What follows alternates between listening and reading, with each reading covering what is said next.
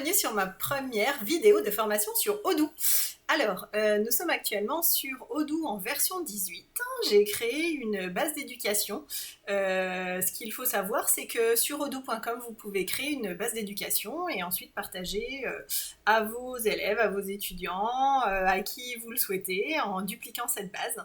Et c'est gratuit pendant 2 ans. Au bout de 2 ans, la base est effacée.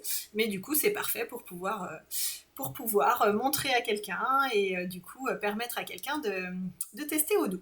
Donc je suis sur du coup une base Odoo comme je vous disais en version 18. J'ai installé les modules qui vont bien pour ce que j'ai besoin de vous montrer dans les futures vidéos. Ok, première étape, première vidéo, on va aller sur le menu contact et du coup nous allons créer des contacts.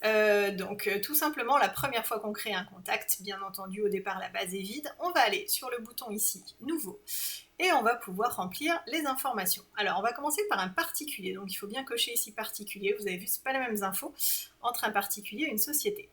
Attention, quand vous mettez du coup le nom, vous n'avez qu'un seul champ en version basique sur Odoo, donc il faut bien respecter, si vous mettez prénom et nom de famille, faites-le pour tous vos contacts, vous pouvez aussi faire l'inverse, mais une fois que vous avez choisi de mettre dans un certain ordre, ne changez plus cet ordre-là. Donc si je mets par exemple John Smith, voilà, je fais en sorte que le nom de famille soit en majuscule, je mets toujours le nom de famille après, ça c'est un choix personnel, vous pouvez comme je vous disais faire l'inverse. Ok, ici donc vous pouvez du coup compléter l'adresse de votre contact.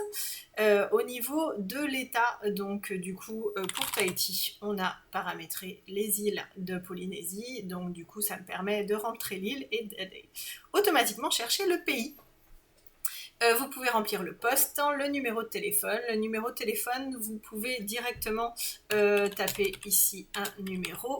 Et ensuite, quand vous allez enregistrer, il va vous mettre automatiquement l'indicatif devant. Donc, vous n'êtes pas obligé de le faire tout de suite. Voilà, adresse email, c'est important puisque du coup, après, vous allez pouvoir envoyer des mails à ce contact. La petite photo si vous en avez envie.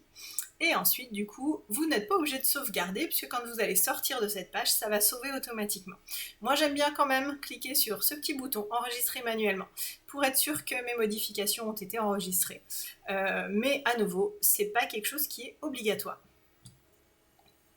Et du coup, si je reviens sur mes contacts et que je fais dans la recherche John, hop, je vais du coup trouver effectivement John Smith que j'ai créé ici. Vous pouvez taper John, vous pouvez taper Smith, je vous déconseille de taper les deux parce que si la personne a un prénom entre les deux, en fait vous ne le trouverez pas, donc tapez toujours une partie du nom ou une partie du nom de famille pour retrouver votre contact. Je peux aussi taper juste JO et du coup je vais le trouver également, donc on n'a pas besoin de taper dans la recherche les éléments en entier. Voilà pour un contact tout simplement de type particulier. Si je veux cette fois-ci créer une société, donc je vais laisser ici société. On va mettre, voilà, société Clarté, par exemple. Vous pouvez, alors j'ai mis en capital, c'est pas obligatoire, hein, bien entendu. C'était juste pour l'exemple. Allez, on va faire ça un peu mieux. Clarté création, Clarté formation, pardon, on est en formation en ce moment.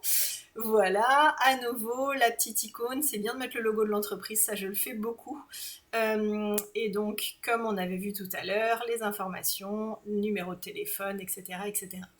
Ensuite, au sein d'une société, vous pouvez avoir différents contacts de cette société. Je vous conseille en email ici de mettre l'adresse générique, c'est-à-dire contact@clartéformation.com.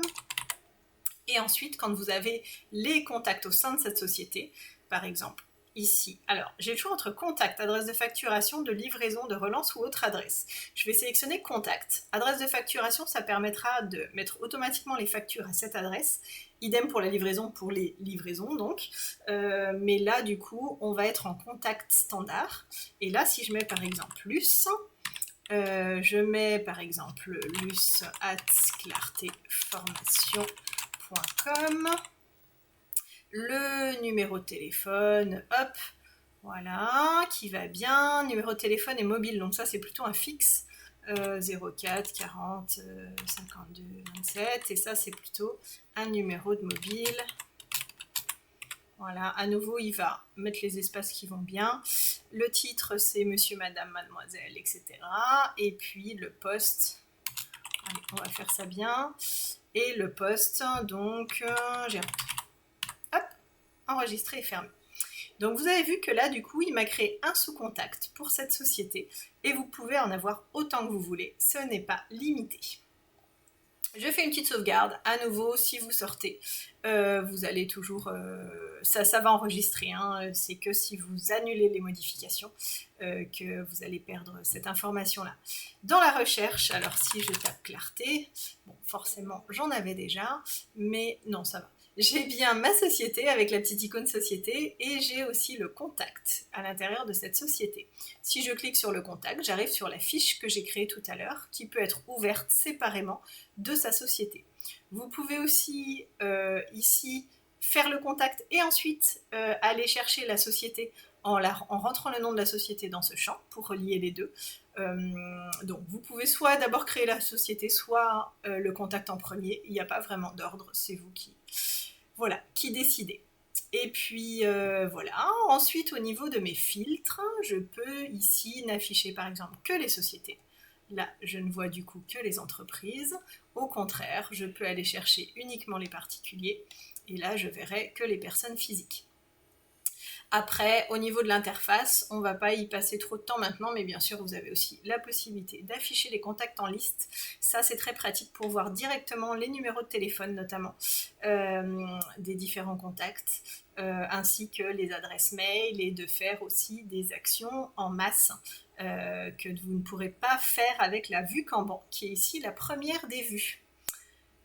Ok, voilà pour la création de contact. Je vais revenir en Kanban. A priori, pas de difficulté particulière sur cette partie.